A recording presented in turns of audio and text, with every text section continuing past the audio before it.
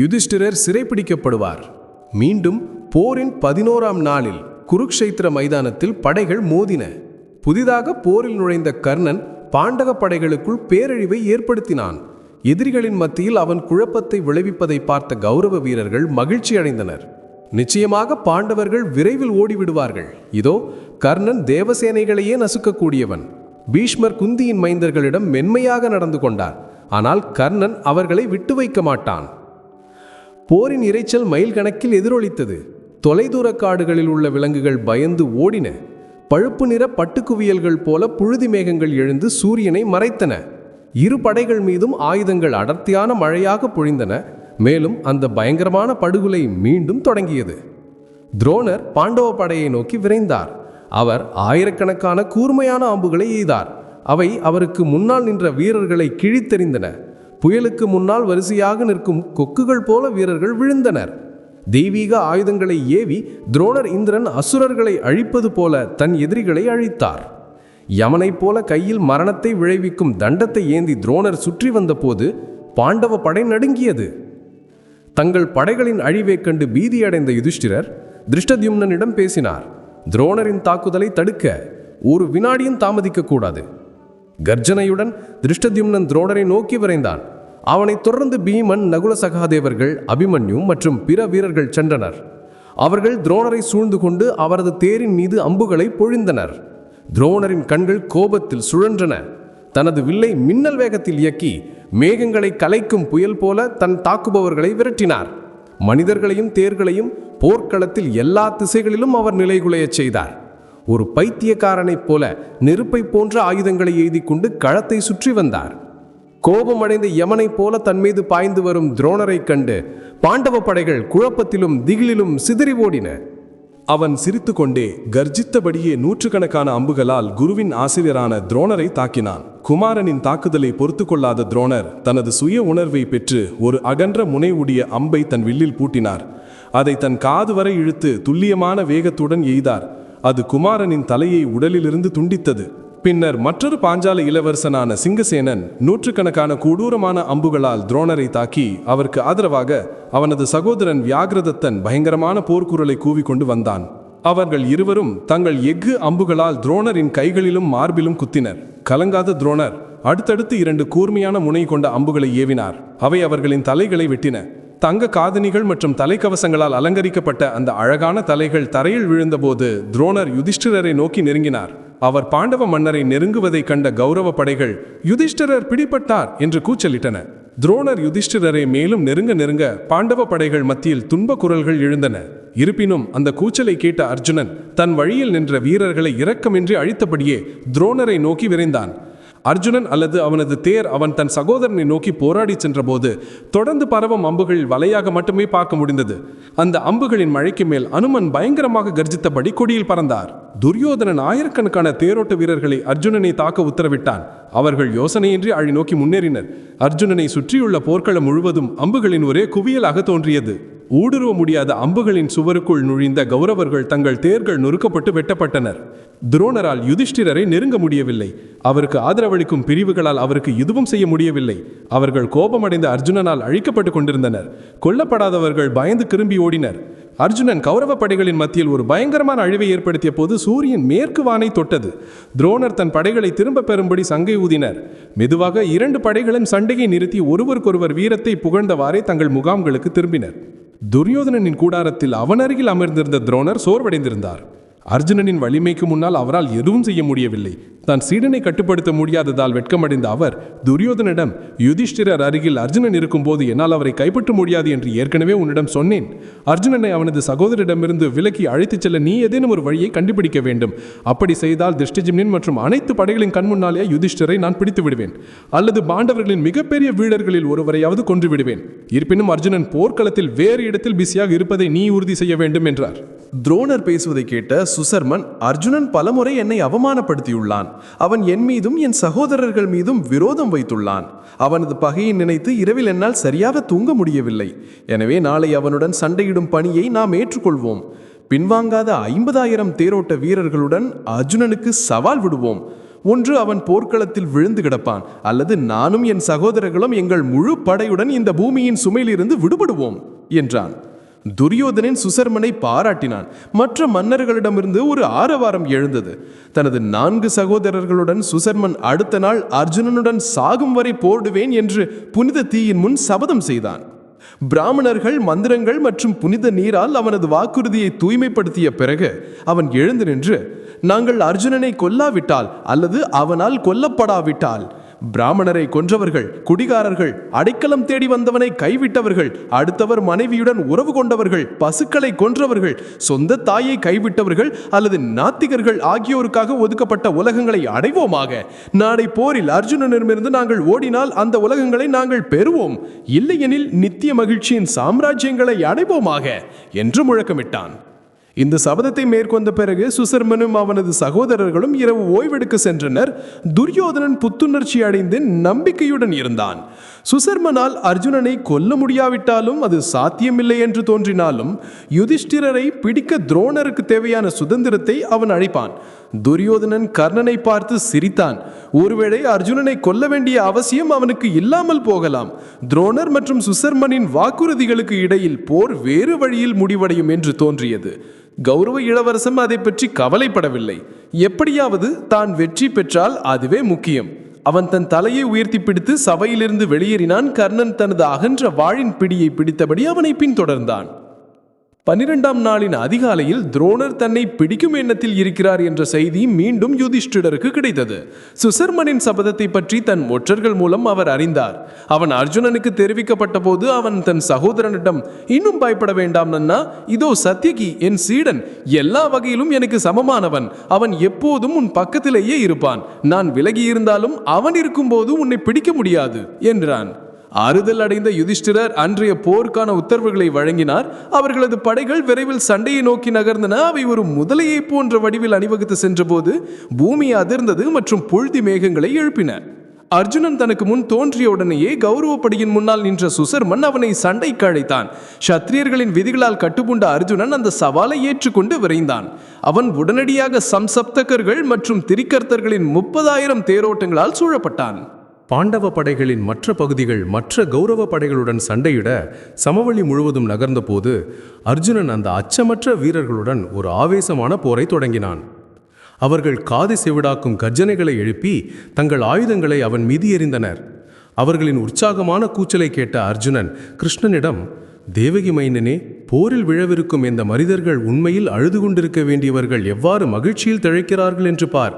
அல்லது கோழைகளால் அடைய முடியாத சொர்க்கத்தின் ஒளிரும் பகுதிகளை தங்கள் முன் காண்பதால் அவர்கள் மகிழ்ச்சியாக இருக்கலாம் என்றான். அர்ஜுனன் தனது தங்கத்தால் பதிக்கப்பட்ட தெய்வீக சங்கை உயர்த்தி ஒரு மாபெரும் ஊதலை எழுப்பினான். 4 திசைகளும் அந்த ஒளியால் நிரம்பின. குதிரைகள் கழிவுகளை வெளியேற்றின. மேலும் மனிதர்கள் தங்கள் தேர்களிலிருந்து விழுந்தனர். மற்றவர்கள் பயத்தால் செயலற்றே கிடக்க சில கணங்கள் அசைவற்று நின்றனர். அந்த ஒளி குறைந்தபோது அவர்கள் உணர்வு பெற்றனர். மீண்டும் கர்ஜித்தனர். தங்கள் வில்லை எடுத்துக்கொண்டு அவர்கள் கங்கை இறகுகள் கொண்ட ஆயிரக்கணக்கான அம்புகளை எய்தனர். ஒரு கணத்தில் அர்ஜுனன் தனது எதிரிகளின் ஒவ்வொரு வேகமான அம்புக்கு எதிராக அம்புகளை செலுத்தினான்.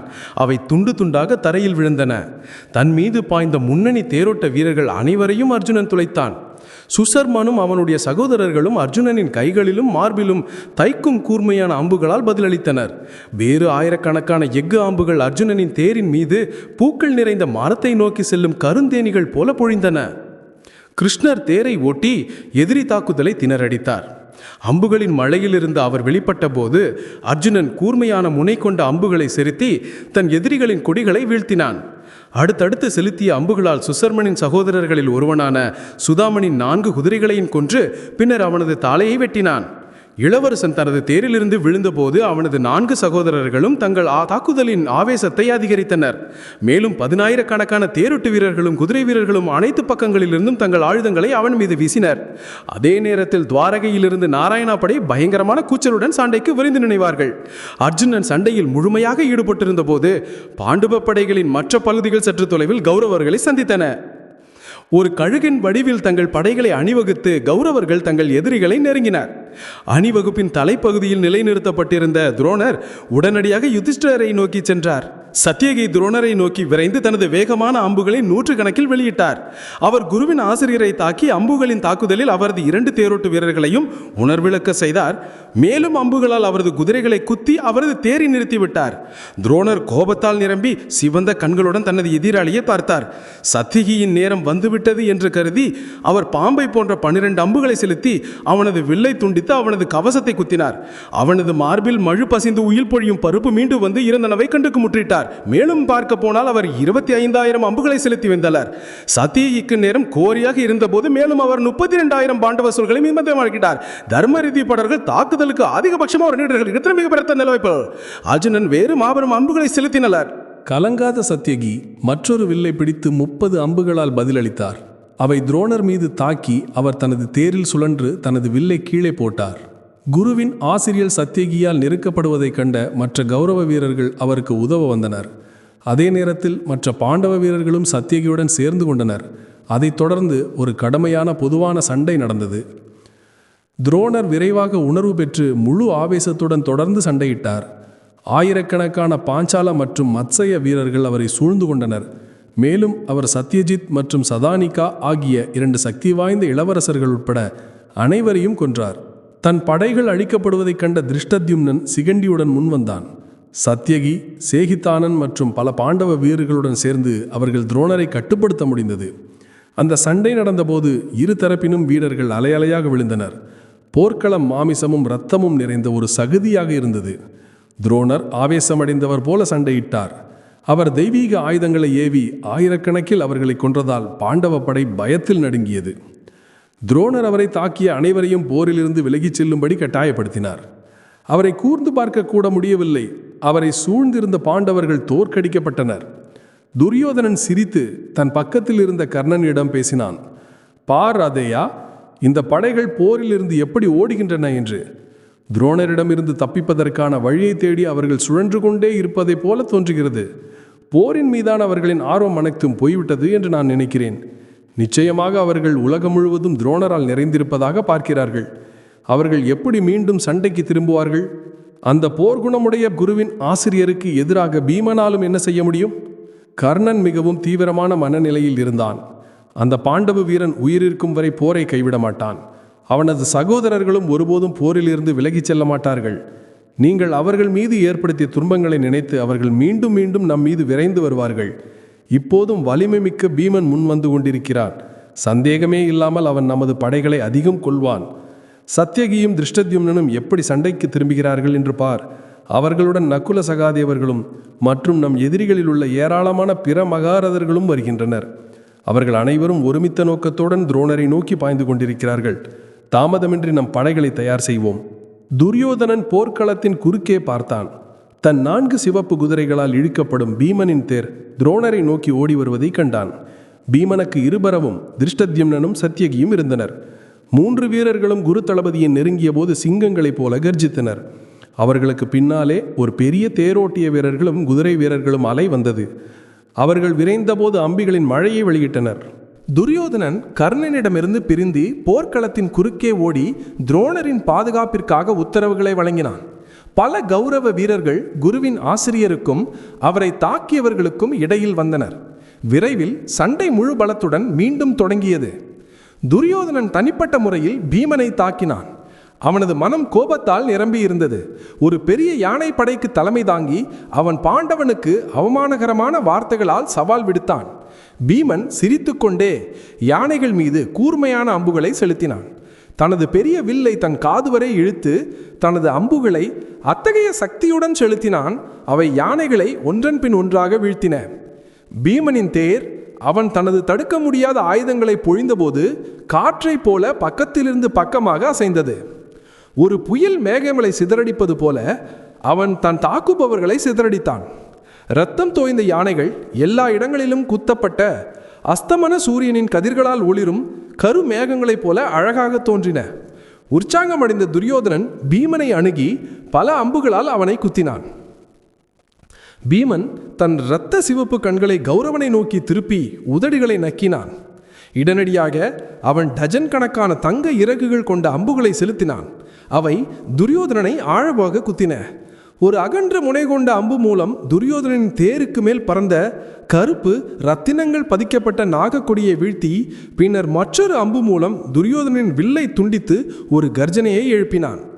கௌரவ தலைவன் பீமனால் துயருறுவதைக் கண்ட யானை பிரிவுக்கு தலைமை தாங்கிய காட்டிமராண்டி மன்னன் தனது பிரம்மாண்டமான விலங்கின் மீது முன்னோக்கி வந்தான். தாமதமின்றி பீமன் யானையின் கண்களுக்கு இடையில் ஒரு சக்தி வாய்ந்த அம்பால் குத்தினான். அது அதன் பாதையில் நின்றது. மேலும் 4 அம்புகளால் யானையை தரையில் விழ செய்தான்.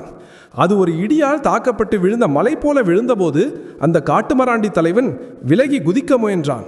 ஆனால் அவன் குதிக்கும் போதே பீமன் துல்லியமாக வேகத்துடன் செலுத்திய கூர்மையான முனை கொண்ட அம்பு மூலம் அவளது தலையை வெட்டினான். பீமன் போராடுவதைக் கண்ட யுதிஷ்டிரர் தனது சொந்த யானை பிரிவை அவனுக்கு உதவ உத்தரவிட்டார். சுப்ரதீகம் எதிரி யானைகளில் தாக்குதலால் திசை திருப்பப்பட்ட போது பீமன் தனக்கு கிடைத்த வாய்ப்பை பயன்படுத்தி வேகமாக ஓடினான். பின்னர் பகதத்தனுக்கும் தசார்ண மன்னன் தலைமையிலான யானைகள் மீது ஏறியிருந்த பாண்டவ படைகளுக்கும் இடையே ஒரு சண்டை ஏற்பட்டது. அவர்கள் பகதத்தனை சூழ்ந்து கொண்டு அம்புகளின் மழையால் மூடினார். பகதத்தன் தனது சுழலும் கொக்கியால் அவர்களின் அம்புகளை தடுத்து நிறுத்தினார். சுப்ரதீகத்தை முன்னோக்கி விரட்டி ஒரு புயல் ஒரு காட்டை நசுக்குவது போல எதிரி படைகளை மிதித்து நசுக்கினான்.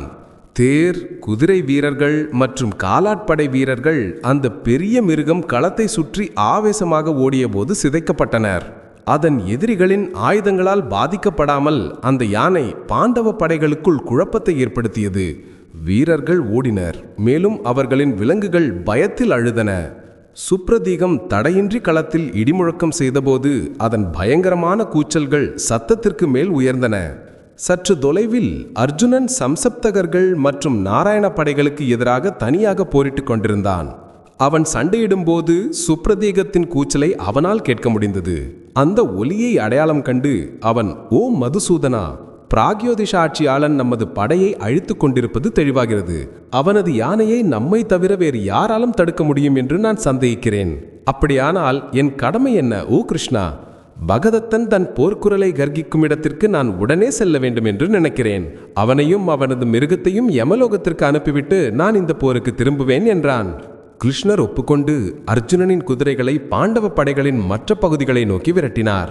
அவர்கள் வேகமாக ஓடிய போது சம்சப்தகர்கள் பின்னால் இருந்து, ஏன் சண்டையிலிருந்து ஓடுகிறாய்? திரும்பி வந்து எங்களை மீண்டும் எதிர்கொள், ஏனெனில் நீ இன்னும் எங்களை தோற்கடிக்கவில்லை என்று கூச்சலிட்டனர். அர்ஜுனன் ஒரு குழப்பத்தில் சிக்கினான். அவன் பகதத்தனிடமிருந்து தனது படையை காப்பாற்ற விரும்பினான். ஆனால் சம்சப்தகர்களை தவிர்க்க முடியவில்லை. ஒரு சவாலை மறுக்க எந்த பேருக்கு தகுதியான சத்திரியனாலும் முடியாது. கிருஷ்ணரை தேரை ஈர்த்த சொல்லி திரும்பி வர சொன்னான் அர்ஜுனன். முதலில் முழு சம்சப்தக படையையும் அழித்துவிட்டு பின்னர் பகதத்தனை சமாளிப்பான். கிருஷ்ணர் தேரை திருப்பிய போது அர்ஜுனனால் இன்னும் தன் மனதை ஒருமுகப்படுத்த முடியவில்லை. சுஷர்மன் மற்றும் அவனை இணைந்து ஆதரிக்கும் 100,000கணக்கான வீரர்கள் இருந்தனர். அவர்கள் ஒரு பெரிய அளவில் பரவியிருந்தனர். அவர்களை வெல்ல மணி நேரமாகும். அதற்குள் பகதத்தனும் அவனது தடுக்க முடியாத யானையும் சொல்ல முடியாத சேதத்தை ஏற்படுத்தியிருக்கலாம். திடீரென்று சம்சப்தகர்கள் அர்ஜுனன் மீது ஒருங்கிணைந்த தாக்குதலை தொடங்கினர். எண்ணற்ற அம்புகள் அவனது தேரின் மீது இறங்கின. அவனையும் கிருஷ்ணரையும் தாக்கின. கூர்மையான எஃகு அம்புகள் அவரை மூடியபோது கிருஷ்ணர் கடிவாளத்தை விட்டுவிட்டு உணர்ச்சியின்றி பின்னால் விழுந்தார். தேர் நின்று அம்புகளின் மழையால் மறைந்தது. பொறுமை எழுந்த அர்ஜுனன் பிரம்மாஸ்திர ஆயுதத்தை ஏவ முடிவிட்டான். ஒரு தங்க அம்பை தன் வில்லில் பூட்டி பயங்கரமான ஆயுதத்தை உருவாக்க புனித மந்திரங்களை உச்சரித்தான்.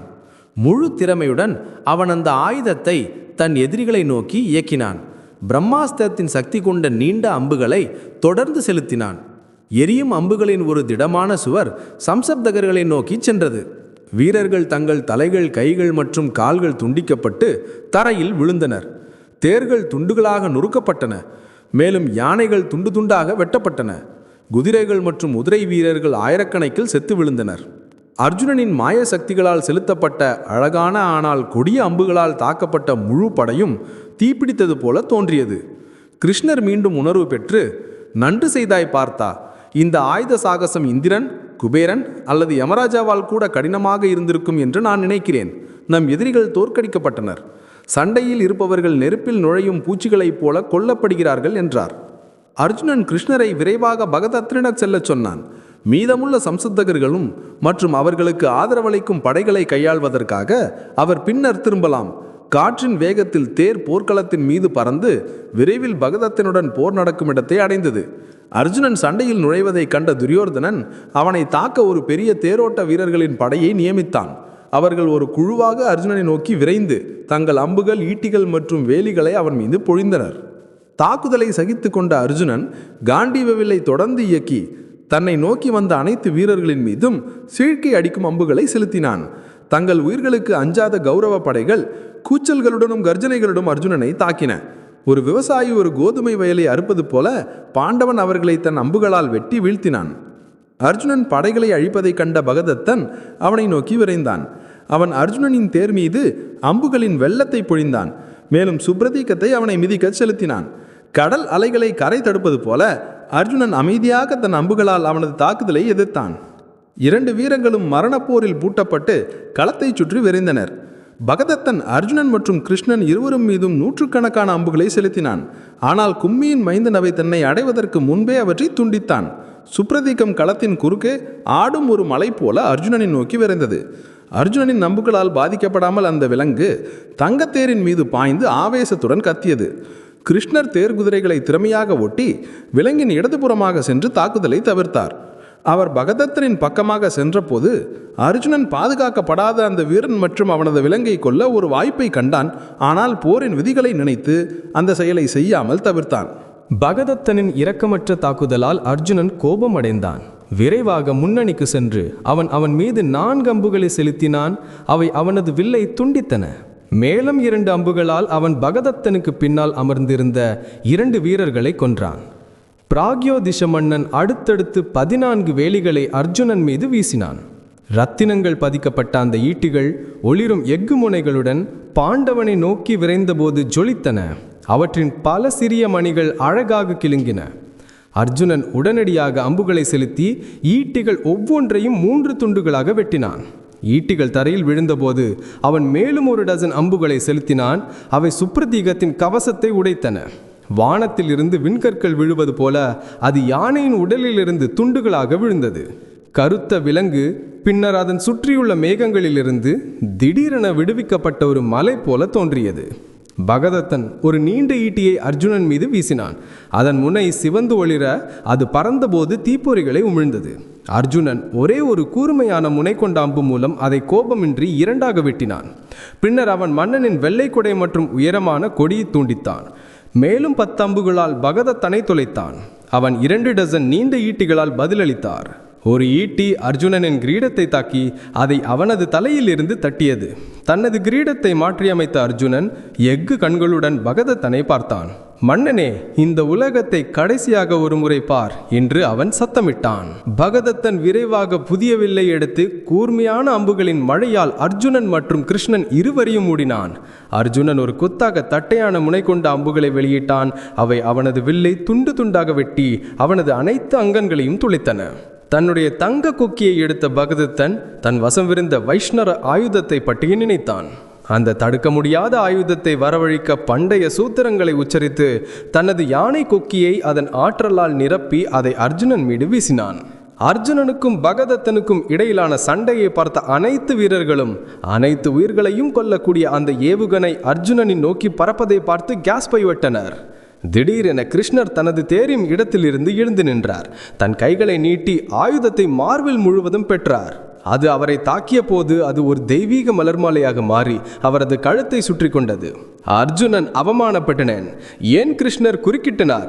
வைஷ்ணவ ஏவுகணையை தடுக்க கிருஷ்ணர் செய்த செயலால் திகைத்து போன பகதத்தன் மீது கண்களை வைத்தபடி அவன், ஓ தாமரை கண்ணனே, நீங்கள் என் குதிரைகளை ஓட்டுவீர்கள், ஒருபோதும் சண்டையில் நுழைய மாட்டீர்கள் என்ற நீங்கள் கொடுத்த வாக்குறுதி என்ன? ஏன் குறுக்கிட்டீர்கள்? நான் திறமையற்றவனாக இருக்கும்போது அல்லது விழவிருக்கும் போது என்னை பாதுகாக்கும் பொறுப்பை நீங்கள் ஏற்றுக்கொள்வதை என்னால் புரிந்து கொள்ள முடியும். ஆனால் இங்கே நான் எனது முழு திறமைகளோடும் ஆயுதங்களோடும் நிற்கிறேனே. இணைந்த வானவர்களும் அசுரர்களும் கூட என்னை வெல்ல முடியாது. நீங்கள் இப்போது செய்ததை போல செயல்படுவது அவசியமாக ஏன் உணர்ந்தீர்கள் என்றார். தேரால் மெதுவாக பகதத்தனை சுற்றி கொண்டு கிருஷ்ணர் பதிலளித்தார். ஓ பாவமற்றவனே, பகதத்தன் உன்னை அழிக்க ஏவிய ஆயுதத்தின் தோற்றத்தை கேள். வெகு காலத்திற்கு முன் நான் மகாவிஷ்ணுவின் வடிவில் உறக்கத்திலிருந்து எழுந்தபோது பூமி தேவி என்னிடம் ஒரு வரம் தேடி வந்தாள். நான் அந்த நேரத்தில் சலுகைகளை வழங்க தயாராக இருக்கிறேன் என்பதை அறிந்து அவள், தயவு செய்து என் மகன் நரகாவுக்கு வைஷ்ணவ ஆயுதத்தை வழங்குங்கள், எந்த ஒரு உயிரினத்தாலும் அவன் கொல்லப்பட முடியாது என்று இருக்கட்டும் என்றாள். நான், ஓ தேவி, அப்படியே ஆகட்டும், என் ஆயுதத்தால் பாதுகாக்கப்பட்டு உன் மகன் வெல்ல முடியாதவனாக இருப்பான் என்று பதிலளித்தேன். அவள் பின்னர் விலகிச் சென்றாள். அவளது மகன் அந்த ஆயுதத்தை பெற்றான். அதை அவன் பின்னர் பகதத்தனிடம் கொடுத்தான். இந்த ஆயுதம் இந்திரன் மற்றும் ருத்ரன் உட்பட 3 உலகங்களுக்கு உள்ள எந்த ஒரு உயிரினத்தையும் கொல்ல முடியும். எனவே உன் பொருட்டு ஓ அர்ஜுனா, நான் ஏவுகணையை திணறடித்தேன். இப்போது நீ உன் எதிராளியான இந்த தேவர்களின் பிடிவாதமான எதிரி பகதத்தனை கொல்லலாம். கடந்த நாட்களில் ஒரு பெரிய சண்டையில் நான் நரகாவுக்கு மரணத்தை விளைவித்தது போல என்றார். கிருஷ்ணர் தனது உயிரை காப்பாற்றினார் என்பதை புரிந்து கொண்ட அர்ஜுனன் பகதத்தன் மீது தன் பார்வையை நிலைநிறுத்தினான். அவன் உடனடியாக 100கணக்கான நேராக பறக்கும் அம்புகளால் அவனை மூடினான். பகதத்தன் தாக்குதலை தடுத்தபோது அர்ஜுனன் ஒரு நீண்ட தங்க வேலியை எடுத்தான். அதை பின்னுக்கு இழுத்து இந்திரனின் சக்தியை வரவழைத்து தனது முழு பலத்துடன் சுப்ரதீகத்தின் மேல் வீசினான். அது அதன் பொன்னிறகுகள் வரை யானையின் தலையில் சென்றது. சுப்ரதீகம் அதன் பாதையில் நின்றது. அதன் அங்கங்கள் செயலிழந்தன. பகதத்தனால் செலுத்தப்பட்டாலும் அது இடியால் வேரோடு பிடுங்கப்பட்ட ஒரு பெரிய மலை போல மெதுவாக தரையில் விழுந்தது. அவனது யானை கத்திய போது பகதத்தன் அதன் முதுகிலிருந்து குதித்தான். பகதத்தன் தரையை அடைவதற்கு முன்பே அர்ஜுனன் ஒரு பிறை வடிவம் முனை கொண்ட அம்பை செலுத்தினான். அது அவனது மார்பை திறந்து தனது இருதயத்தை 2ஆக வெட்டியது. அவனது பிரகாசமான தலைப்பாகை அதன் தண்டு வன்முறையாக தாக்கப்பட்ட தாமரையின் இதழ் போல அவனது தலையிலிருந்து விழுந்தது. அவனது கைகளும் கால்களும் விரிந்து கிடந்தன. அவனது புண்ணிய கடன்கள் தீர்ந்தபோது சொர்க்கத்திலிருந்து விழுந்த ஒரு தெய்வம் போல அவன் தோன்றினான். அர்ஜுனன் மரியாதை நிமித்தத்தில் தனது எதிராளியை சுற்றி வந்தான். பின்னர் தனது தேரை கௌரவ படையை நோக்கி திருப்பி மீண்டும் சண்டைக்குள் விரிந்தான். பின்னர் சகுனியின் 2 சகோதரர்கள் பெரிய கூச்சல்களுடன் அர்ஜுனனை தாக்கினர்.